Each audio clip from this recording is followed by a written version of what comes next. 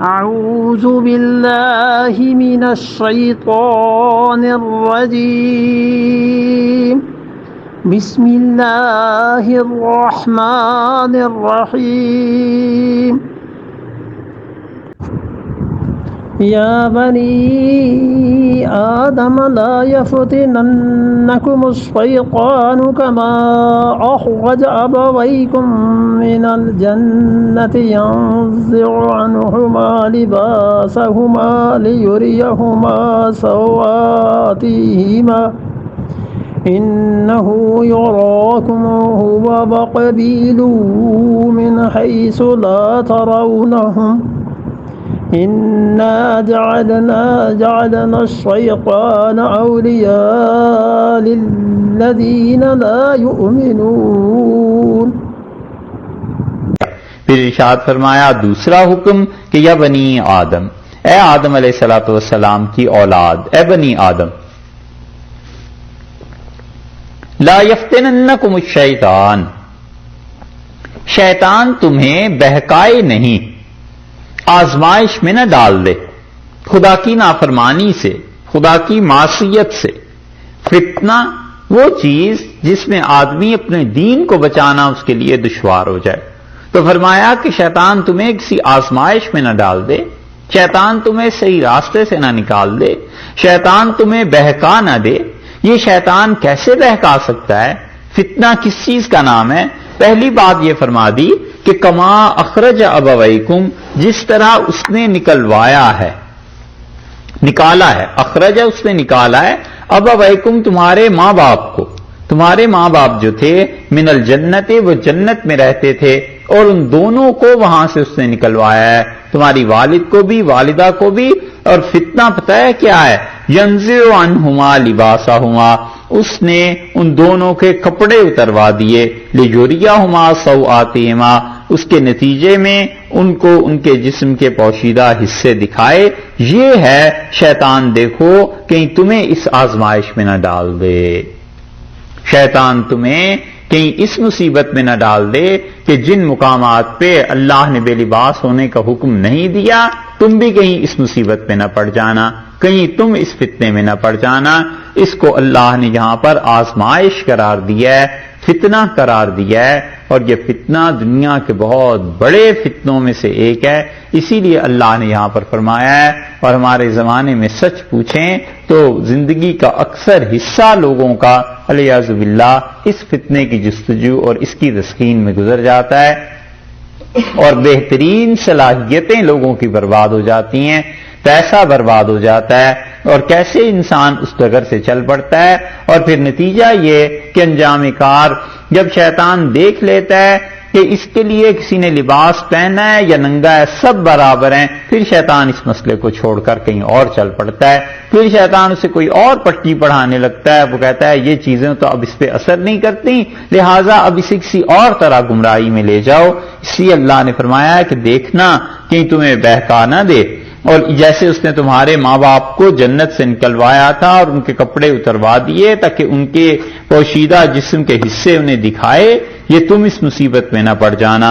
انہ یراکم، وہ شیطان تمہیں دیکھتا ہے، تاکتا ہے. وہ ہوا کی ضمیر پھر لے آئے، انہ یراکم، وہ تمہیں دیکھتا ہے. کون؟ شیطان. ہوگا وہ شیطان تمہیں دیکھتا ہے.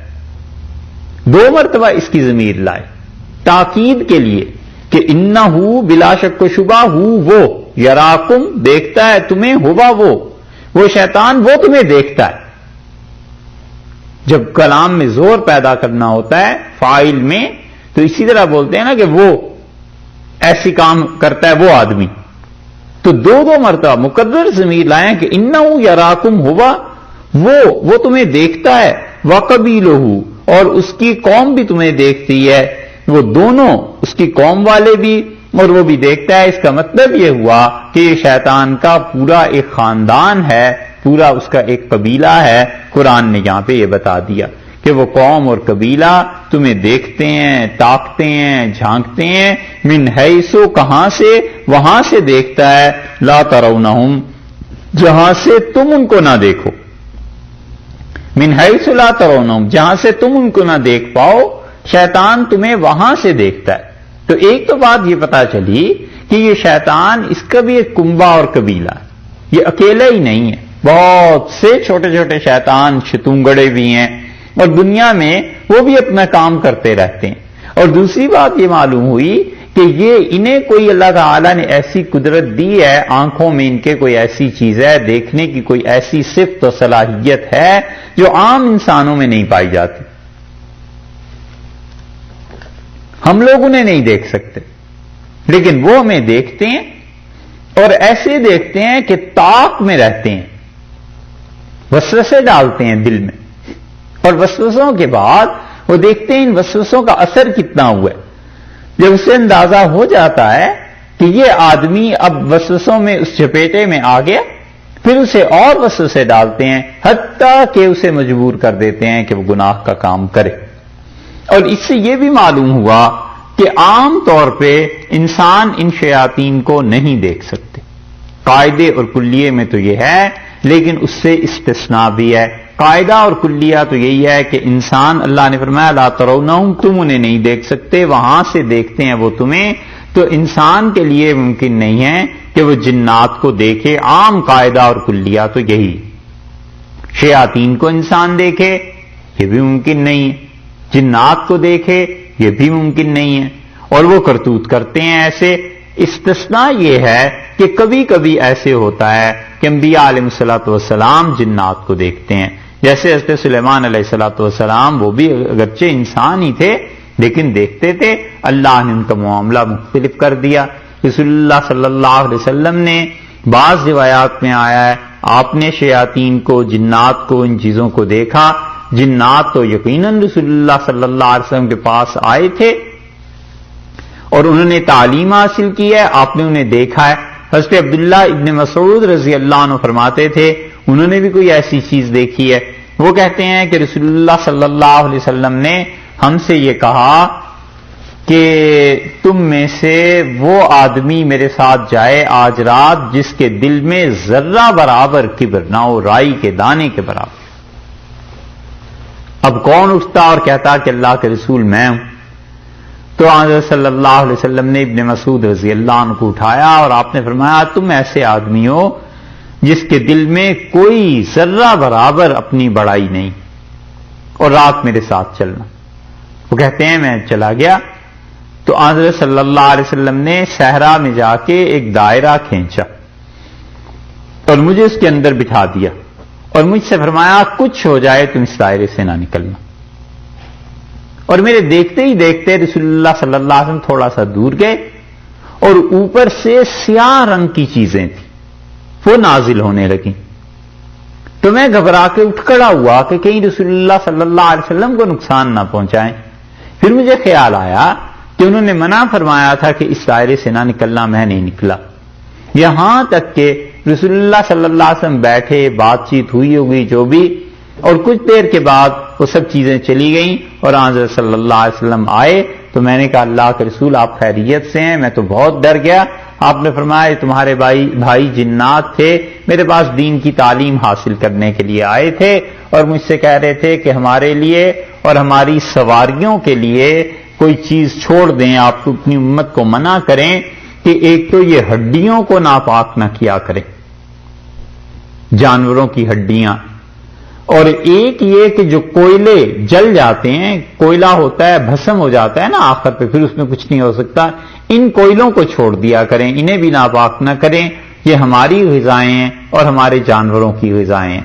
تو رسول اللہ صلی اللہ علیہ وسلم نے پھر اس لیے منع فرما دیا تھا کہ تم میں سے کوئی آدمی بھی اپنے آپ کو پاک کرنے کے لیے استنجے کے معاملے میں فصلیں استعمال نہ کرے، چارہ جو ہوتا ہے، چارہ گھاس جو ہوتی ہے، اس کو استعمال نہ کرے۔ اسی طرح اس کو بھی منع فرما دیا کہ ہڈی استعمال نہ کی جائے اور کوئلہ استعمال نہ کیا جائے۔ حدیث کی کتابوں میں یہ تفصیلات آئی ہیں، بالکل ابو داؤد جہاں سے شروع ہوتی ہے وہاں بھی یہ چیز آئی ہے، اور رسول اللہ صلی اللہ علیہ وسلم نے مختلف احادیث میں یہ فرمایا ہے کہ یہ تمہارے بھائی جنات کی خوراک ہے۔ یہ تو ہیں مستثنیات، اور رسول اللہ صلی اللہ علیہ وسلم کے بعد بھی جنات نظر آتے رہے لوگوں کو، مثلاً حضرت ابو ہریرہ رضی اللہ عنہ تھے، وہ جو آیت الکرسی میں ایک قصہ گزرا ہے اس میں بھی آیا ہے کہ حضرت ابو ہریرہ رضی اللہ عنہ فرماتے ہیں میں نے جب اس سے ہاتھ ملایا تو اس کا ہاتھ ایسا جیسے کتے کا پنجہ ہوتا ہے، بہت نرم سا تھا، اور پھر اس کے بعد وہ مجھ سے گندم لے گیا۔ امت میں اس کے بعد بھی ایسے واقعات ملتے ہیں کہ جنات کو لوگوں نے دیکھا ہے اور ان سے گفتگو بھی ہوئی ہے، ہم کلام بھی ہوئی، تو جتنے لوگوں نے بھی اس چیز کو دیکھا ہے یہ سب اس سے ایکسیپشنل کیسز ہیں، لیکن قاعدہ اور کلیہ اللہ نے یہ بتایا ہے کہ عام انسان اس چیز کو دیکھ نہیں سکتے۔ اسی لیے غالباً امام شافعی رحمۃ اللہ علیہ نے اسی لیے یہ مسئلہ بیان کیا تھا کہ ہر کوئی دعویٰ نہ کرنے لگے اس بات کا۔ انہوں نے کہا اگر کوئی کہے گا کہ میں نے جنات کو دیکھا ہے تو میں اس کی شہادت رد کر دوں گا۔ فرمایا میں مقدمے میں اس کی گواہی قبول نہیں کرتا، اور اس آیت سے استدلال کرتے تھے کہ اس آیت کریمہ میں اللہ تعالیٰ نے فرما دیا ہے کہ تم نہیں دیکھ سکتے، وہ تمہیں دیکھتے ہیں، لیکن وہ انتظامی امور کی بنیاد پر تھا کہ ہر آدمی اگر دعویٰ کرنے لگے تو اب اس کو کوئی کہے کہ دلیل کیا ہے تو وہ یہی کہہ سکتا ہے کہ جی میں نے دیکھا ہے، اس کی دلیل تو میرے پاس کچھ نہیں ہے، لیکن بہرحال میں نے جنات کو دیکھا ہے۔ یہ چیزیں اللہ تعالیٰ نے فرمایا ہے، اور دیکھو ان شیاطین اور جنات کو، انا جعلنا الشیاطین، ہم نے ان جنات کو اولیاء رفیق بنا دیا ہے، ہم نے رکھے ہیں شیطان دوست، کس کے؟ للذین لا یؤمنون، ان لوگوں کے جو ایمان نہیں لاتے ان کا دوست ہم نے شیطان کو بنا دیا ہے۔ شیاطین ان کے پاس جاتے ہیں اور ان کے کانوں میں باتیں کرتے ہیں، انہیں کوئی نہ کوئی چیز سکھاتے رہتے ہیں۔ حضرت عمر رضی اللہ عنہ بیٹھے ہوئے تھے اور ایک آدمی حضرت عمر رضی اللہ عنہ کے سامنے سے گزرا، اور انہوں نے فرمایا اسے دیکھ کے کہ یہ آدمی یا تو اپنے دین پہ ابھی تک ہے، کفر پہ، اور فرمایا یا پھر اس نے توبہ کر لی ہے اور اس پر پرانے اثرات ابھی باقی ہیں۔ یہ ہے وہ چیز کہ آدمی جو اعمال کرتا ہے نا اس کا لباس ایک طرح کا اس پہ آ جاتا ہے، اور جو اہل نظر ہوتے ہیں اس سے پھر وہ چھپا ہوا نہیں رہتا، وہ پھر اندازہ ہو جاتا ہے کہ اس کے کرتوت اور اس کے کارنامے کیا ہیں۔ تو حضرت عمر رضی اللہ عنہ بھی ایسے اس آدمی کو بلایا کسی نے، پھر اسے کہا امیر المومنین تمہارے بارے میں کچھ کہہ رہے ہیں، چلو۔ تو وہ حاضر ہوا تو حضرت عمر رضی اللہ عنہ نے کہا کہ کیا بات ہے، تم کس دین پہ ہو؟ ان کا اسلام پہ۔ آپ نے فرمایا کفر میں کیا کرتے رہے ہو کہ اس کا اثر تم پر ہے؟ اس نے کہا میں جنات کے ساتھ باتیں کرتا تھا، کاہن تھا، اور پھر اس نے بتایا کہ میری جنی میرے پاس آیا کرتی تھی اور آ کر وہ مجھے مختلف چیزیں بتاتی تھی، میں لوگوں کو بتاتا تھا اور لوگ اس کے نتیجے میں مجھے مال اور پیسہ لا کے دیتے تھے، اور میں اس وجہ سے یہ سارے کام کرتا تھا۔ پھر اس نے بتایا کہ اسلام کیسے لایا ہوں، تو اس نے کہا کہ میں اسلام اس طرح میں نے قبول کیا کہ وہ ایک جنی ایک میرے پاس آئی اور اس نے عجیب و غریب پیغام سنایا مجھے، اور اس نے اسی طرح کے جملے کہے کہ امر نجیح رجل فصیح، اس طرح وہ کلام بھی تو ایسے ہی ہوتا تھا نا کہ وزن اس کے سارے کے برابر ہو۔ تو میں نے اسے کہا کہ کیا ہوا ہے؟ اس نے کہا لا الہ الا اللہ، یہ کہنے والا ایک آدمی پیدا ہو گیا ہے۔ تو عرض کیا کہ پھر میں رسول اللہ صلی اللہ علیہ وسلم کی خدمت میں حاضر ہوا اور میں نے اسلام قبول کیا رضی اللہ عنہ۔ تو یہ چیزیں تھیں، جنات اب بھی آتے ہیں، باتیں کرتے ہیں، آ کر بات کرتا ہے، اور جو جادوگر ہوتا ہے اس کے ذہن میں وہ چیز آ جاتی ہے، وہ تکا لگاتا ہے اور وہ تکا ٹھیک ہو جاتا ہے، پھر وہ آہستہ آہستہ اتنا عادی ہو جاتا ہے کہ یہ ضروری نہیں ہے کہ جن آ کے اس کو باقاعدہ آواز ہی دے، بلکہ جن آیا ایک پیغام اس نے کہا اس کے دل میں آ گیا اور یہ چلا گیا۔ یہ فرشتوں کے ساتھ بھی ہوتا ہے کہ فرشتے آتے ہیں اور اللہ کے وہ بندے جن کے دل پاک ہوتے ہیں، الہام اسی کا نام ہے، وہ ایک بات کہتا ہے فرشتہ اور چلا جاتا ہے، اور اس کے جی میں آتی ہے کہ یہ بات ہو جائے گی، ایسے نہ ہو جائے، اور وہ ہو کے ہی رہتا ہے۔ پھر الہام یہ فرشتوں کی طرف سے اللہ کی جانب سے، اور شیاطین کی طرف سے کفر، اور وہ شیطانوں کی جانب سے جنات کی جانب سے۔ اللہ نے فرمایا یہ ان کے دوست بنتے ہیں لا یؤمنون، جن میں ایمان نہیں، جنہیں کوئی غرض اور واسطہ نہیں ہے صحیح راہ سے، یہ ان کے دوست بنتے ہیں یہ جنات۔ اور نتیجہ اس کا یہ نکلتا ہے کہ یہ جھوٹ سکھاتے ہیں، اللہ کی نافرمانی سکھاتے ہیں، یہ عریانی کی تلقین کرتے ہیں، سکھاتے ہیں انسان کو کہ یہ عریانی، یہ چیزیں اچھی ہیں۔